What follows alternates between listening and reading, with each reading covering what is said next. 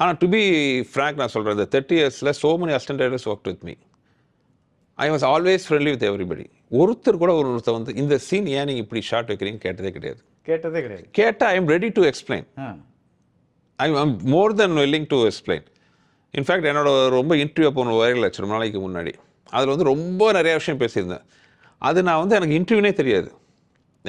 Mister mister Dhananjayan அவர் வந்து அவரோட காலேஜில் வந்து ஸ்டூடெண்ட்ஸுக்கு வந்து நீங்கள் ஒரு பாஃப்டா காலேஜுக்காக நீங்கள் ஸ்டூடெண்ட்ஸுக்கு எடுக்கணும்னு I just went and bore everything. அவங்க கேட்குற கேள்விக்கெல்லாம் நான் பதில் சொன்னேன். முடிச்சதுக்கப்புறம் தான் தெரியும் it's been recorded. But anyway அதை பார்த்தவங்களுக்கு அதில் இந்த ஒரு விஷயம் எடுத்துக்கிட்டா. இப்போ ஏன்னா எனக்கு லைஃப்பில் வந்து நிறைய யூஸ் ஆச்சு. நான் நிறைய பெரிய பெரிய அந்த ஆளுமையை கூடலாம் ஒர்க் பண்ணும்போது வாட் எவர் தி எக்ஸ்டென்ட், அது ரஜினி சார் ஆகட்டும், கமல் சார் ஆகட்டும், பஞ்சர் நாசனம் சார் ஆகட்டும், வைரமு சார் ஆகட்டும், இந்த மாதிரி I used to work with lot of, எனக்கு ரொம்ப பிடிக்கும் இந்த பெரிய பெரிய சீனியர் ஆர்டிஸ்ட் கூட நடிக்கிறது, ஒர்க் பண்ணுறது. ஐ யூஸ் டு ஒர்க் எல்லா படத்துலையும் வந்து ஒரு கேரக்டர் கிரியேட் பண்ணி, இப்போ Gemini Ganesh sir, Jaishankar sir, MS Viswanathan sir, இந்த மாதிரி இவங்க எல்லாத்துலேயும் ஒவ்வொரு படத்துலையும் ஒரு கேரக்டர் போட்டுட்டு அவங்க கூட உட்காந்து ஐ யூஸ் டு டாக்.